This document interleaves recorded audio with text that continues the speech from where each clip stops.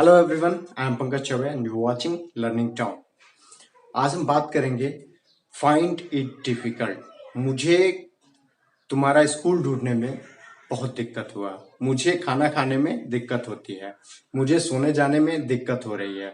मुझे घर जाने में दिक्कत हो रही है। तो इस तरह का जहां भी जैसा भी सिचुएशन हो कि हम बहुत ही कठिनाइयों को दिखाएं अपने बातों से, अपने वाक्य से, तो वहां पे फाइंड इट डिफिकल्ट का यूज होता है। और वीडियो में डिटेल से जानते हैं इस सिचुएशन और इस ग्रामर के बारे में। Find it difficult, find it difficult, यहाँ पे परेशानी, दिक्कत, मुश्किल, इस तरह का वो सिचुएशन जहाँ पे कि मैं कहूँ कि मुझे ना, जैसे इस समय लॉकडाउन का पीरियड चल रहा है और कोई अगर दिल्ली से आए तो वो आ जाता है अगर घर पे, तो वो कहेगा कि मुझे ना दिल्ली से घर आने में बहुत दिक्कत का सामना करना पड़ा या बहुत ही दिक्कत हुई। तो इस तरह का जहां भी सिचुएशन दिखे तो वहां पे फाइंड इट डिफिकल्ट का ग्रामर यूज होता है, जहां पे हम बहुत ही दिक्कत और परेशानी का सिचुएशन दिखाएं या फीलिंग्स दिखाएं वहां पे। आइए सबसे पहले हम जान लेते हैं इसका जो स्ट्रक्चर है वो कैसे बनेगा। सब्जेक्ट रहेगा, फाइंड, फाइंड्स, फाउंड। अब ये देखिए यहाँ पे दिक्कत हो रहा है, दिक्कत होता है, इससे नहीं मतलब है, ताते ती से नहीं मतलब है। यहाँ पे दिक्कत हो रहा होता है और दिक्कत हो रहा है भी हो सकता था, लेकिन इसका कोई सेंटेंस में मतलब नहीं होता। इसका यही जो है इंग्लिश सही होता। यहाँ पे रहा है भी होता तो कोई दिक्कत नहीं था, और यहाँ पे होता है तब भी यही एक जो इसका इंग्लिश में सेंटेंस बनेगा वही होगा। ये चीज हमें ध्यान रखना है। तो सबसे पहले फाइंड और फाइंड्स ये क्यों लगेगा? अगर सब्जेक्ट सिंगुलर है तो फाइंड्स लगेगा, सिंगुलर सब्जेक्ट रहेगा तो फाइंड्स लगेगा,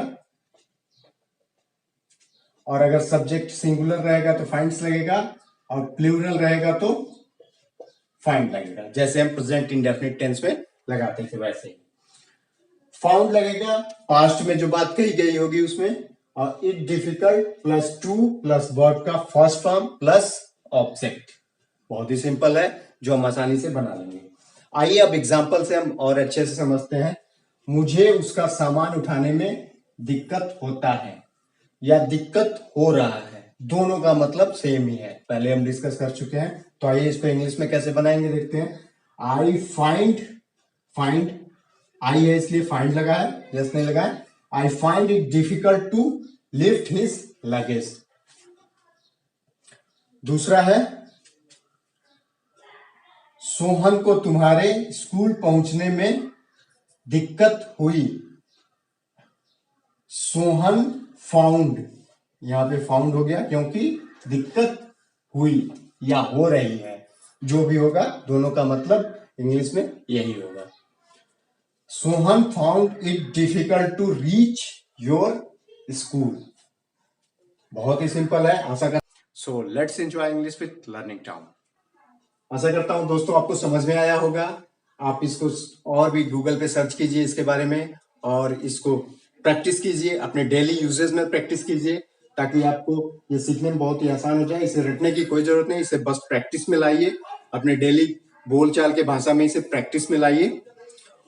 और इसका आप चाहे तो एक स्क्रीनशॉट ले सकते हैं। इसके बाद से हम इसका निगेटिव इंट्रोगेटिव देखते हैं कैसे बनेगा।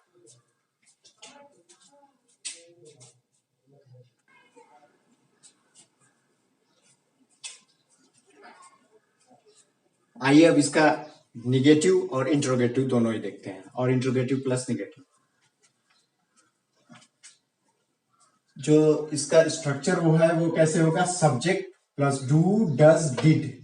ध्यान रखें ये तीनों होगा क्योंकि तीन ही फॉर्म में है। Do does did. Not plus find, यहां पे फाइंड होगा, फाउंड और फाइंड्स नहीं होगा क्योंकि डू डज डिड हम लगा रहे हैं पहले। डिफिकल्ट टू वर्ब का फर्स्ट फॉर्म प्लस ऑब्जेक्ट। अब एग्जांपल लेते हैं। मुझे उसके स्कूल पहुंचने में दिक्कत नहीं हुई या नहीं हो रही थी। अब इसको कैसे बनाएंगे? आई डिड नॉट, यहां पे डिड नॉट हो गया, तो यहां पे फाउंड नहीं होगा, फाइंड ही होगा, क्योंकि डिड नॉट हम लगा रहे हैं, डिड लगा रहे हैं, इसलिए फाइंड होगा। Find it difficult to reach his school. I did not find it difficult to reach his school.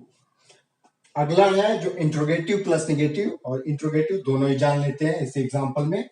Do, does, did, ये तीनों लगाया जाए, तीनों में से कोई एक, प्लस सब्जेक्ट प्लस नॉट अगर होता है तो, प्लस फाइंड इट डिफिकल्ट रहेगा, फाउंड नहीं रहेगा, फाइंड्स नहीं रहेगा, ठीक, क्योंकि हम डू डज डिड पहले ही लगा दे रहे हैं।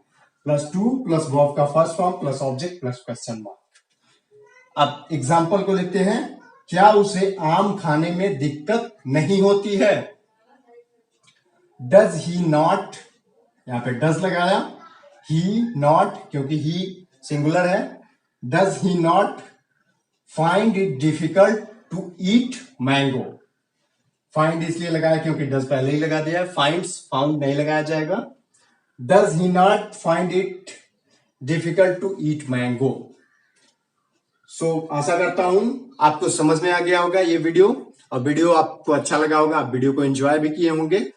तो अगर वीडियो आपको अच्छा लगता है तो प्लीज इसे लाइक कीजिए, शेयर कीजिए, कमेंट कीजिए। मैं हमेशा आपके लिए अवेलेबल रहूंगा।